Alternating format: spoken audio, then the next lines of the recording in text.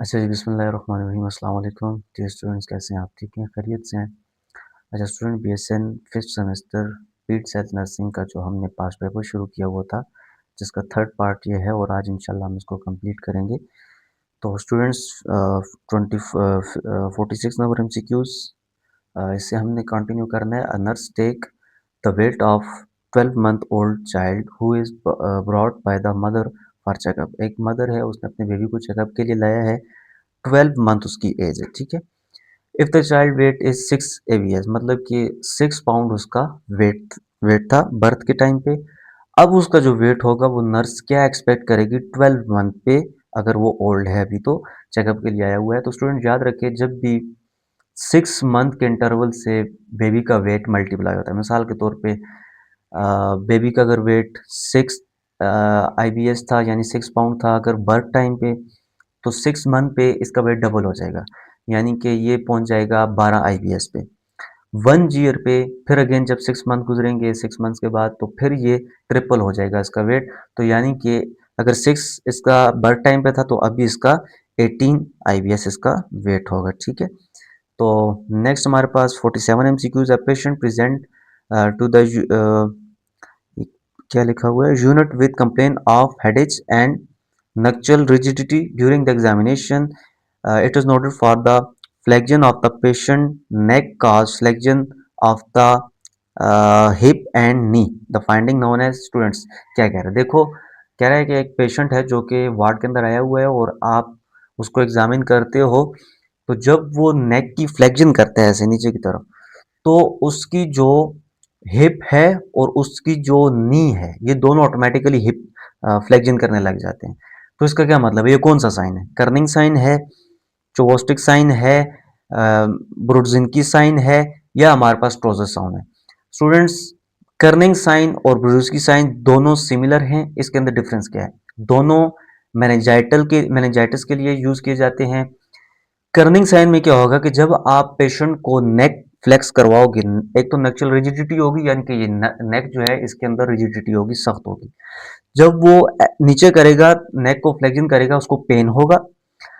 Corning sign को बुजेंटकी sign के कैसे आपने डिफरेंशिएट करना है कि जब पेशेंट नेचुरल रिजिडिटीज के साथ जब आप उसको फ्लेक्शन करवाते हो, तो उसके जो नी और हिप है वो ऑटोमेटिकली एक्सटेंड करते हैं, यानी कि सीधे हो जाते हैं और बिल्कुल एक्सटेंशन की तरफ चले जाते हैं।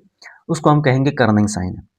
अगर उसकी नेक को आप ऐसे फ्लेक्स करते हैं और उसकी जो हिप जॉइंट है और उसका जो नी जॉइंट है ये ऑटोमेटिकली फ्लेक्शन कर लेते हैं, मतलब ये उसकी, मिसाल के तौर पे मैं आपको यूं समझाता हूं कि ये उसकी पाँव है, और पाँव अगर नेक को रिफ्लेक्स किया और उसका जो पाँव है, जो उसका नी है, वो ऐसे एक्सटेंड होता है, यानी एक्सटेंड मतलब ऐसे बाहर की तरफ निकलेगा तो एक्सटेंड होगा ना, तो उसको हम कहेंगे कर्निंग साइन।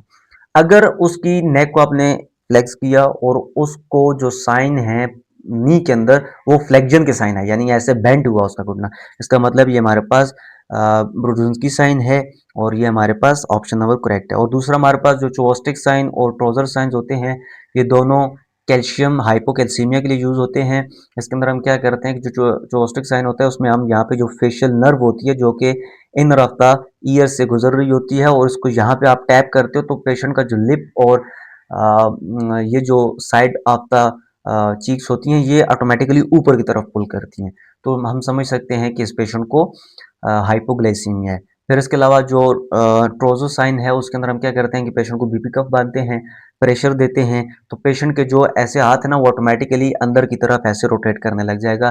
तो हम समझ जाएंगे, क्योंकि हाइपोकैल्सीमिया की वजह से क्या होता है कि जो नर्व होती है उसके अंदर प्रॉपर से कंडक्शन नहीं होती, जिसकी वजह से हमारे पास नर्व की कंट्रैक्शन के लिए, चूंकि कैल्शियम इंपॉर्टेंट होता है ना, कैल्शियम का इन्फ्लक्स इफ्लक्स होता है, तब हमारे पास नर्व जो है वो इम्पल्स जनरेट करती है। तो हमारे पास ये हाइपोकैल्सीमिया को इंडिकेट करेंगे। If 12-year-old patient was admitted to the hospital with the diagnosis of subarachnoid hematoma, he was complaining of severe headache, neck rigidity, and projectile vomiting. ठीक है, the nurse know that the lumbar puncture would be contraindicated in which situation? Students याद रखें, contraindication of lumbar, the most common cause of contraindication of lumbar puncture is ICP. जितना ज़्यादा ICP होगा, अगर ICP raised है, आपने कभी भी लंबर पंचर नहीं करना। ये हमारे पास ब्रेन की शिफ्टिंग कर सकता है, हर्निएशन ऑफ द ब्रेन कर सकता है टेंटोनम से। तो हमारे पास जो ये थर्ड नंबर पे इंक्रीज इंट्राक्रेनियल प्रेशर है, ये हमारे पास करेक्ट ऑप्शन है। यानी कि इंक्रीज इंट्राक्रेनियल प्रेशर में आप लंबर पंचर नहीं कर सकते। अच्छा, एक 11 ओल्ड मदिया labs test just reveal that her chloride जो लेवल है उसका कितने पे है, 96 MEQ पे है। तो नर्स क्या करेगी, इसको इंटरप्रेट करेगी। तो नॉर्मल क्लोराइड का कितना लेवल होता है स्टूडेंट्स, हमारे पास 98 टू 106 तक नॉर्मल क्लोराइड का लेवल होता है। इलेक्ट्रोलाइट्स जितने भी हैं इनके नॉर्मल आपने लेवल याद रखने हैं पेपर पॉइंट ऑफ व्यू से, हमारे पास किसी टाइम भी कोई भी पूछ सकता है। तो हमारे पास ये 96 है, तो 98 से कम है तो इसको हम लो कंसीडर करेंगे, सही है। A student nurse is performing occipital circumference, head की circumference देखता है। occipital का मतलब होता है ये जो पीछे वाली बोन है, और frontal यानी कि ये हम ईयर लोब के ऊपर से बिल्कुल ऐसे हम इंची टेप रख के मार्क करते हैं। तो नॉर्मल साइज कितना होता है स्टूडेंट्स, हमारे पास 35 एवरेज होता है, और 32 से 37 तक ये हमारे पास ऊपर नीचे हो सकता है, विच इज नॉर्मल, ठीक है। तो अगर 35 है तो ये हमारे पास कौन सी इसकी नॉर्मल रेंज है, ऑक्सीपिटो फ्रंटल सर्कमफेरेंस की हमारे पास 32 टू 37 है। 35 टू 30 टू 35 हमारे पास चेस्ट की है, और लेंथ कितनी है 48 टू 53, ठीक है। The duty of the health provider to discuss the risk and benefit of the treatment or procedure with child parents prior to giving care। अब क्या कह रहा है, उसको रिस्क के बारे में बता रहा है ट्रीटमेंट के, उसको बेनिफिट्स के बारे में बता रहा है। तो ऑब्वियसली हमारे पास इन्फॉर्म कंसेंट ले रहा है। Next, the meaning of development students, development का क्या मतलब होता है, आपने ग्रोथ और डेवलपमेंट को कैसे डिफरेंशिएट करना है। ग्रोथ का मतलब होता है जब हमारे पास पेशेंट फिजिकली बढ़ रहा है, फिजिकली उसके अंदर चेंजेस आ रही हैं, this is called growth. Development का मतलब होता है उसके कॉग्निटिव स्किल्स के अंदर, उसकी फंक्शन कैपेसिटी के अंदर इंक्रीजमेंट आ रही है, तो इसका मतलब है ये ग्रोथ कर रहा है। तो क्वालिटेटिव चेंज डेवलपमेंट है, क्वांटिटेटिव चेंज ग्रोथ है, ठीक है। तो हमारे पास progression increase in skill and capacity of the function, ठीक है, ये करेक्ट ऑप्शन है। Eruption date of deciduous maxillary, जो दूध के दांत हमारे पास होते हैं, और उसमें हमारे पास कौन सी बात कर रहे हैं, सेकंड मोलर। जो मोलर हमारे पास होती है ना दाढ़, प्री मोलर है फिर मोलर है, तो मोलर का जो सेकंड है वो 24 मंथ पे इरप्ट होता है, यानी कि गिरता है और उसकी जगह फिर न्यू दांत आते हैं। तो ये 24 मंथ पे इरप्ट होता है। At the 9 month of the age the infant can, students ये स्टेजेस हैं जिसके अंदर 6 मंथ पे वो क्या करेगा, क्रॉलिंग किस टाइम पे करेगा, सिट किस टाइम पे करेगा, स्टैंड किस टाइम पे करेगा, अलोन वॉकिंग किस टाइम पे करेगा। ये 15 मंथ तक जितनी भी इसकी सीक्वेंसेस हैं वो आपने याद करने हैं, और 9 मंथ पे पेशेंट जो होता है वो अलोन सिट कर लेता है, ठीक है। तो यहाँ पे बी नंबर करेक्ट है, सी नंबर करेक्ट नहीं है, ठीक है। The period which is accompanied usually by changing in emotional control, adolescents exhibit alternating and recurrent episode of disturbed behavior with period of quiet one. It he may become hostile and or ready to fight campaign. Obviously ये हमारे पास ऊपर जहाँ पे बात भी हो गई है कि इमोशनल कंट्रोल उसका नहीं रह पा रहा, इमोशनल कंट्रोल के अंदर उसको चेंज हो गई है। तो इमोशनल हमारे पास जो एमेगडेला वगैरह जो ब्रेन के अंदर होते हैं वो उसको कंट्रोल करते हैं। तो ब्रेन के अंदर जो इमोशनल ब्रेन सेंटर्स होते हैं वहाँ पे जब हमारे पास किसी किस्म की abnormalities हो जाए, या हमारे पास जब जो बच्चे होते हैं वो एडोलेसेंस एज पे जाते हैं तो उनके अंदर इमोशनल चेंजेस होती हैं। तो यहाँ पे सिंपली इसने एमसीक्यूज के अंदर ही बता दिया है कि उसके अंदर इमोशनल कंट्रोल चेंजेस हो रहे हैं, तो यहाँ आप उसको इमोशनल डेवलपमेंट के अंदर इंक्लूड करोगे, ठीक है। नेक्स्ट, ये एमसीक्यू स्टूडेंट्स नज़र नहीं आ रहा, ठीक है, इसको हम स्किप करते हैं। नीचे जाते हैं तो ये भी लफ्ज़ नज़र नहीं आ रहा, क्या लिखा हुआ है, side part of the intestine into another. अच्छा, हमारे पास स्टूडेंट्स डिफरेंट किस्म की हर्निएशन है, जिसके अंदर ऑब्स्ट्रक्शन की डिफरेंट किस्म की टाइप्स हैं, जिसमें इंटरसेप्शन है, वल्वुलस है। वल्वुलस के अंदर क्या होता है कि हमारे पास जो इंटेस्टाइन होती है वो ट्विस्ट कर जाती है, ठीक है, मतलब कि ये हमारे पास ये इंटेस्टाइन है तो ये नीचे प्रोट्रूड करके नीचे एक ट्विस्ट कर लेगी, तो उसको हम वल्वस कहेंगे। लेकिन जब एक पार्ट इसका दूसरे पार्ट के अंदर ऐसे स्लाइड कर जाएगा, उसको हम इंटरसेप्शन कहते हैं, ठीक है। तो इंटरसेप्शन, अब हमारे पास जो एक पार्ट ऑफ द इंटेस्टाइन है, ठीक है, one part of the intestine into another part is called interception, ठीक है। पाइलोरिक स्टेनोसिस का मतलब होता है जो दो दो स्फिंक्टर्स होते हैं ना, एक हमारे पास कार्डियक स्फिंक्टर होता है, पाइलोरिक स्फिंक्टर होता है, जो स्टोमक के ऊपर होता है उसको कार्डियक स्फिंक्टर कहते हैं, और जो स्टोमक के नीचे होता है उसको पाइलोरिक स्फिंक्टर कहते हैं। तो अगर कार्डियक स्फिंक्टर की स्टेनोसिस होगी, उसके अंदर नर्विंग होगी, उसको हम कार्डियक स्टेनोसिस कहते हैं। और अगर जो lower sphincter of the stomach है, अगर उसकी नर्विंग हो जाए, उसकी टाइटनिंग हो जाए, उसको हम पाइलोरिक स्टेनोसिस कहते हैं। और सीलियक डिजीज हमारे पास ऑटोइम्यून डिजीज है, जिसके अंदर जो ग्लूटीन प्रोटीन है वो हम अगर इंजेस्ट करें, जो कि मोस्टली ये वीट वगैरह के अंदर होता है, तो पेशेंट को रिएक्शन वगैरह उसके अंदर आते हैं। तो सीलियक डिजीज है इंटेस्टाइनल डिजीज, ऑटोइम्यून डिजीज है। Which muscle is not developing until, अच्छा स्टूडेंट हमारे पास दो किस्म की मसल्स होती हैं, एक फाइन मोटर होती हैं और एक हमारे पास ग्रॉस मसल्स होती हैं। तो जब भी हमारे पास एक तो आपने इंजेक्शन आपने नहीं लगाना होता ग्लूटियल मसल्स पे, क्यों नहीं लगाना होता? क्योंकि बेबी उस वक्त जो है वो चलता फिरता नहीं है, उसके जो मोटर उसके जो ग्रॉस फंक्शंस हैं, ग्रास मसल्स हैं, वो प्रॉपर्ली डेवलप नहीं होते, और ग्लूटल मसल्स हमारे पास प्रॉपर्ली डेवलप नहीं होती। जब वो वॉकिंग स्टार्ट करता है, चलना स्टार्ट करता है, उसके अंदर उसकी जो ग्लूटियल मसल्स होती हैं, जो back portion of the buttocks पे होती है, वो हमारे पास डेवलप होती है, तब आपने उस पर इंजेक्शन लगाना होता है। अदरवाइज आपने, अभी ये क्वेश्चन आ सकता है ना कि बच्चों को हम लेटरल थाई पे क्यों लगाते हैं, लेटरल जो हमारे पास मसल होती है वास्टर लेटरालिस, इसके अंदर हम क्यों लगाते हैं? क्योंकि जो ग्लूटियल मसल ऑफ बेबी होती है वो डेवलप नहीं होती। तो जब बेबी स्टार्ट करता है, चलना फिरना स्टार्ट करता है, तो उसकी जो ग्लूटियल मसल्स होती है वो डेवलप होती है, तब हम उस पर इंजेक्शन लगाते हैं। तो हमारे पास जब वो वॉकिंग नहीं कर रहा, ठीक है, तो उसके अंदर जो ग्लूटियल मसल्स है वो डेवलप नहीं हो रही होती। An intravenous delivery device attachment between the IV fluid bag and the intravenous catheter, which is used to deliver IV fluid in a safe manner to children and medication in some nursing units।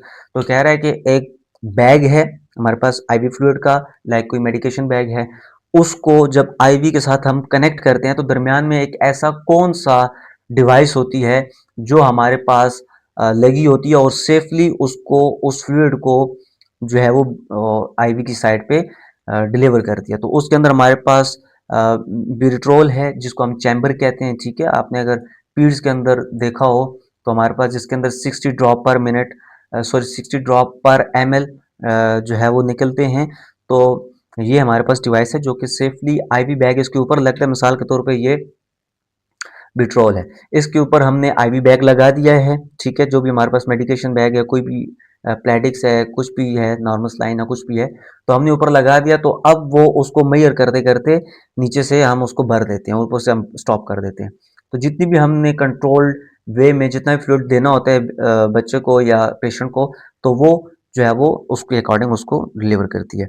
Syringe pump हम इसके अंदर क्यों use नहीं कर सकते? Syringe pump की device है, लेकिन सिरिंज पंप के साथ आप कोई बैग अटैच नहीं कर सकते। सिरिंज पंप के अंदर जो आपने 50 या 60 ml की सिरिंज ली है, वही जो सिरिंज है उसके अंदर जो फ्लूइड है वही उसको जाएगा, लेकिन उसके साथ कोई एक्स्ट्रा बैग आप अटैच नहीं कर सकते।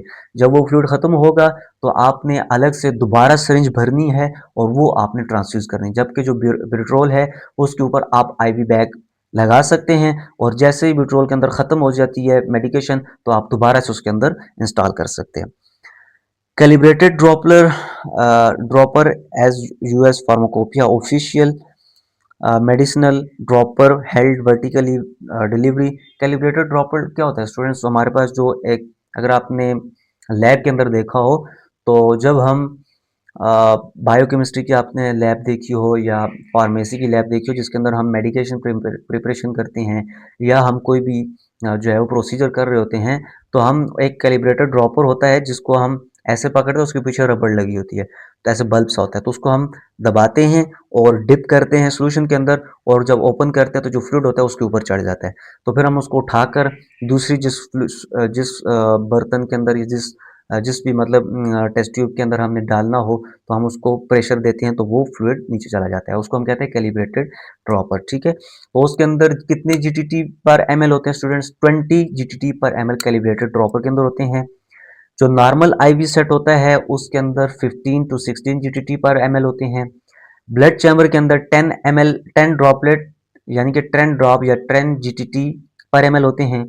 और जो चैम्बर होता है उसके अंदर हमारे पास 60 ड्रॉप पर एमएल होते हैं, ठीक है। नेक्स्ट कहते हैं students, a physician asks a nurse to calculate the dose of cough syrup so that it may be safely administered। drop wise to the child. The cough syrup contain active ingredient dextromethorphan 50 mg per 25 ml. Okay, हमारे पास जो available dose है वो कितनी है, 50 mg पर 25 ml। 120 ml bottle है total, ठीक है। उसके अंदर जो based on the child weight the literature reference the nurse determine the dose of. अब हमारे पास 5 mg डोज मांग रहा है, ऑर्डर डोज कितनी है 5 mg। हमारे पास अवेलेबल डोज कितनी है, 25 ml के अंदर 50 mg मिक्स है। अब हमने देनी कितनी है 5 mg। सबसे पहले आपने क्या करना है कि जो mg हैं उसको ml पे डिवाइड कर दो, यानी कि 50 को 25 पे डिवाइड करोगे, आपके पास 1 ml की mg या 1 ml की पावर निकल आएगी। तो अगर 50 को हम 25 पे डिवाइड करें, हमारे पास क्या आंसर आता है, 2 आंसर आता है। तो यानी इसका मतलब है कि 1 ml के अंदर 2 mg मौजूद है। अब हमने 5 mg पेशेंट को देनी है, तो हमने 1 ml लिया, उसकी 2 mg है, 2 ml लेंगे तो 4 mg हो जाएगा, 2.5 लेंगे तो 5 mg पूरा हो जाएगा। तो 2.5 ml हमने फ्लूइड लेना है और उसके अंदर 5 mg मौजूद होंगे और हमने बेबी को चला देना है। Which of the following new born condition में lead to haemolytic anaemia. Students, G6 जो हमारे पास एंजाइम है, ग्लूकोज 6 फॉस्फेट हाइड्रोजिनेज एंजाइम है। ये एक ऐसा एंजाइम है G6PD एंजाइम जो हमारे रेड ब्लड सेल्स को, जो ऑक्सीडाइजिंग एजेंट्स होते हैं जो कि रेड ब्लड सेल्स के लिए डैमेज का बायस बनते हैं, ये उनसे प्रिवेंट करता है आरबीसीज को। जब हमारे पास एक नॉर्मल ह्यूमन है, उसके अंदर G6PD एंजाइम है, वो नॉर्मल क्वांटिटी के अंदर मौजूद है, तो अब क्या होता है कि जो आरबीसीज की डिस्ट्रक्शन होती है वो नहीं होती उन ऑक्सीडाइजिंग एजेंट से, क्योंकि ये जो एंजाइम होता है ये उन ऑक्सीडाइजिंग एजेंट से आरबीसीज की डैमेज को प्रिवेंट करता है। लेकिन अगर हम जो है वो हिमोलाइटिक एनीमिया की बात करें जिसमें आरबीसीज डैमेज डिस्ट्रॉय होते हैं, उसको हम कहते हैं हिमोलाइटिक एनीमिया। अब अगर G6PD एंजाइम नहीं मौजूद है, उसकी डेफिशिएंसी है बॉडी के अंदर, तो ऑब्वियसली ऑक्सीडाइजिंग एजेंट से हमारे पास जो रेड ब्लड सेल्स हैं उनको प्रिवेंट करने के लिए कोई एंजाइम मौजूद नहीं है, तो हिमोलाइटिक एनीमिया इससे कॉज होगा, यानी कि वो जो ऑक्सीडाइजिंग एजेंट होंगे वो आरबीसीज को डिस्ट्रॉय करेंगे, जिसकी वजह से ऑक्सीडाइजिंग हिमोलाइटिक एनीमिया हमें देखने को मिलेगा। Symbolic play, student symbolic play क्या होता है, आपने थेरेप्यूटिक प्ले के अंदर डिफरेंट किस्म के प्ले पढ़े होंगे। सिंबॉलिक प्ले का मतलब होता है स्टूडेंट, जब हम किसी टॉय को, किसी ऑब्जेक्ट को इमेजिन करवाते हैं कि ये रियल है, मतलब कि हम बच्चा है उसको मिसाल के तौर पे, एग्जाम्पल के तौर पे मैं कहता हूं कि ये एक मोबाइल है, ठीक है, ये मिसाल के तौर पे एग्जाम्पल दे रहा हूं कि ये एक मोबाइल है, तो ये प्लास्टिक का मोबाइल है, अनरियल है, ठीक है, इसके अंदर कोई भी फंक्शन मोबाइल का वो नहीं है, लेकिन हम बच्चे को देते हैं, बच्चे को कहते हैं कि ये देखो ये मोबाइल है, ठीक है। मतलब कि एक प्रॉपर जो मोबाइल का जो डमी आती है वो आप बच्चे को देते हो, तो बच्चा उस मोबाइल की डमी को देख कर समझता है कि ये रियल मोबाइल और उसके साथ खेलना शुरू कर देता है। इसको हम कहते हैं सिंबॉलिक प्ले, ठीक है। तो playing with toys and object to present something else, हमने वो जो चीज हम उसको दे रहे होते हैं तो उससे कोई एल्स चीज, उसकी कोई रियल चीज या कोई और चीज हम उसको जो है वो रिप्रेजेंट करवा रहे होते हैं, ठीक है। If a new born score 2 for respiratory effort in the Apgar assessment, it's mean जब हम रिस्पायरेटरी असेसमेंट में हम 2 स्कोर उसको दे रहे हैं, इसका क्या मतलब है कि बेबी उस रिस्पायरेशन में हेल्दी है, ठीक है। तो new burn is not breathing, अगर नहीं ब्रीथ ले रहा तो हमने 0 नंबर देने हैं। द न्यू बर्थ, अब आपको एपगार स्कोर तो पता है ना, जिसमें हम पहले अपीयरेंस देखते हैं, फिर पल्स देखते हैं, फिर हम ग्रेमेसेस देखते हैं, फिर हम एक्टिविटी देखते हैं और फिर हम रिस्पायरेशन देखते हैं। अगर ये सारी एक्टिविटीज जितनी भी चीजें हमने पढ़ी हैं वो एब्सेंट है तो हम 0 नंबर देंगे। अगर डिलेड हैं या स्लो हैं, वीक हैं ये सारी चीजें, तो हम 1 नंबर देंगे। अगर नॉर्मल है, स्ट्रांग है, कोई अब नॉर्मलिटी नहीं है, तो हम उसको 2-2 नंबर देंगे। तो 7 से 10 तक जितने भी नंबर के बच्चे होंगे वो हमारे पास माइल्ड से जो है वो उसके अंदर फॉल करेंगे अब नॉर्मलिटी के अंदर, तो हमने उनको मॉनिटर करना है, लेकिन उसके अंदर कोई भी वो नहीं करनी, इंटरवेंशन नहीं करनी। जो 4 से 6 तक होते हैं वो मॉडरेटली अब नॉर्मल होते हैं, उनको हम क्रिटिकल मॉनिटरिंग करते हैं कि इनको रिससिटेशन की जरूरत पड़ सकती है किसी टाइम भी। जो 0 to 4 तक होते हैं, ठीक है, उनके अंदर हमने या तो वो कोलैप्स्ड होते हैं या हमारे पास वो डेड होते हैं, तो उनको हमने इमीडिएटली रिससिटेट करना होता है, ठीक है।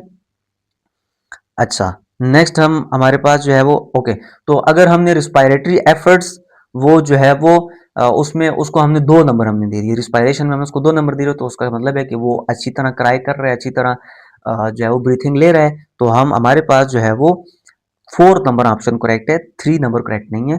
अगर वीक क्राई होती तो हम उसको 1 नंबर देते, हम उसको 2 नंबर नहीं देते। विगोरियसली यानी कि वो स्ट्रॉन्ग क्राई कर रहा है, तो हम उसको 2 नंबर देते हैं, सही है। 4th number is correct. Low birth weight students कितना होता है? 2500 ग्राम से जितने भी कम बेबी होते हैं उनको हम लो बर्थ वेट कहते हैं, ठीक है। तो option number 1 is correct. Which of the following is distinguish feature of cephalohaematoma? Cephalohaematoma क्या होता है स्टूडेंट्स?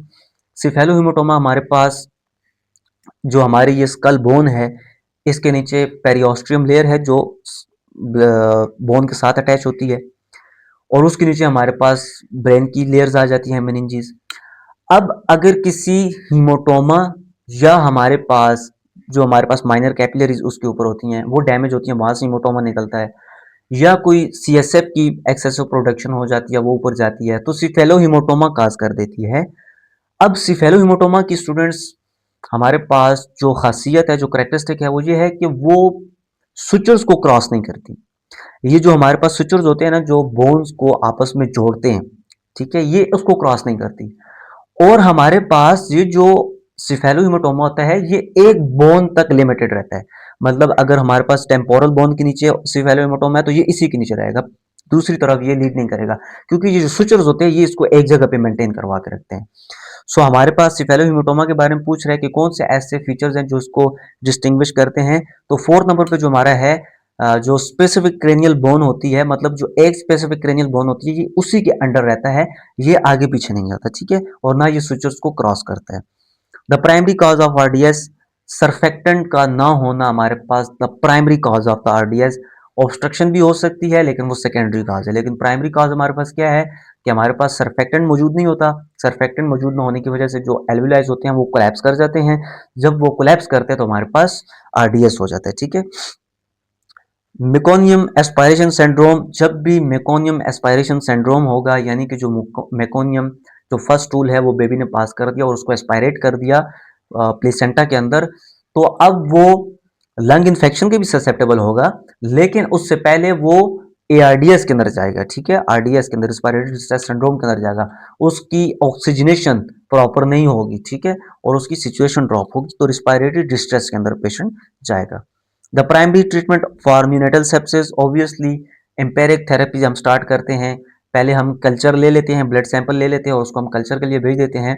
उसके बाद हम एम्पेरिक थेरेपी स्टार्ट कर देते हैं एंटीबायोटिक की, ताकि एम्पेरिक थेरेपी स्टूडेंट्स क्या होता है, जब हम कोई भी हमें आइडिया नहीं होता कि इसको कौन सा सेप्सिस है, कौन से टाइप ऑफ बैक्टीरिया का सेप्सिस है, तो कल्चर से पहले कल्चर पहले हम लेते हैं, उसके बाद हम एम्पेरिक थेरेपी स्टार्ट कर देते हैं। फिर जब कल्चर की रिपोर्ट्स हमारे पास आ जाती है कि कौन सी एंटीबायोटिक इसको रेजिस्टेंस है, कौन सी सेंसिटिव है, तो फिर हम डेफिनेट थेरेपी स्टार्ट कर देते हैं, जिसके अंदर हम स्पेसिफिक एंटीबायोटिक लेते हैं जो उस बैक्टीरिया के खिलाफ एक्ट करती है, तो वो हम कल्चर के बाद लेते हैं। तो जब भी हमारे पास न्यूनेटल सेप्सिस है, उसको हमने पहले तो कल्चर के लिए ब्लड ले लेना है, उसके बाद हम antibiotic therapy, empiric antibiotic therapy हमने स्टार्ट कर देनी होती है। Which of the following is appropriate nursing intervention to prevent increased intracranial pressure in patient with a intracranial hemorrhage? तो intracranial hemorrhage के साथ अगर आपके पास पेशेंट है, आपने कौन सी ऐसी नर्सिंग इंटरवेंशन करनी है जो कि आईसीपी को, इंट्राक्रेनियल प्रेशर को कम रखे? एनकरेजिंग स्ट्रेनिंग ड्यूरिंग बाउल, तो अगर वो बाउल मूवमेंट के दौरान अगर स्ट्रेनिंग करेगा तो ऑब्वियसली प्रेशर इंक्रीज होगा, तो वो तो आईसीपी को बढ़ाएगा, तो ये हमारे पास करेक्ट नहीं। Administering medication that increase blood pressure, blood pressure को इंक्रीज करने की मेडिकेशन दोगे तो ऑब्वियसली आईसीपी इंक्रीज होगा। Implementing seizures precautions, this is correct. जब आप सीजर्स प्रिकॉशंस इंप्लीमेंट करोगे, पेशेंट को आप जो है वो रिलैक्स करके रखोगे, पेशेंट को आप जितनी भी ये एंटी कन्वल्सेंस जो मेडिसिन होती हैं वो आप अगर देते हो जिसकी वजह से सीजर्स प्रिवेंट रहे, तो सीजर्स नहीं होंगे तो पेशेंट को जो इंट्राक्रेनियल प्रेशर है वो इंक्रीज होने के चांसेस नहीं होंगे, तो this is the best option. Administrating fluid rapidly, जब आप हाइड्रेशन को मेंटेन करने के लिए रैपिड फ्लूइड दोगे तब भी वो ब्लड प्रेशर को इंक्रीज करेगा, जिसकी वजह से आईसीपी इंक्रीज होगा। स्टूडेंट्स, हमारा जो पास्ट पेपर था ये क्लियर हो गया है। मैंने कोशिश की है इसको, पहले मैंने खुद पढ़ा है, खुद इसके जो ऑप्शन थे जिन पे मुझे डाउट था वो मैंने सर्च किए हैं और उसको करेक्ट किया है। उसके बाद मैंने आपके सामने प्रेजेंट किया और कोशिश की है कि हमने जो एमसीक्यूज़ की रेलिवेंट जितनी भी डिजीज़ेज़ हैं या जो भी इंफॉर्मेशन मेरे नॉलेज में थी मैंने आपके साथ शेयर की है। आई होप सो आपको ये समझ आया होगा। इसके साथ इंशाल्लाह दोबारा किसी लेक्चर में मुलाकात होगी। अपना ख़्याल रखें। अल्लाह हाफ़िज़।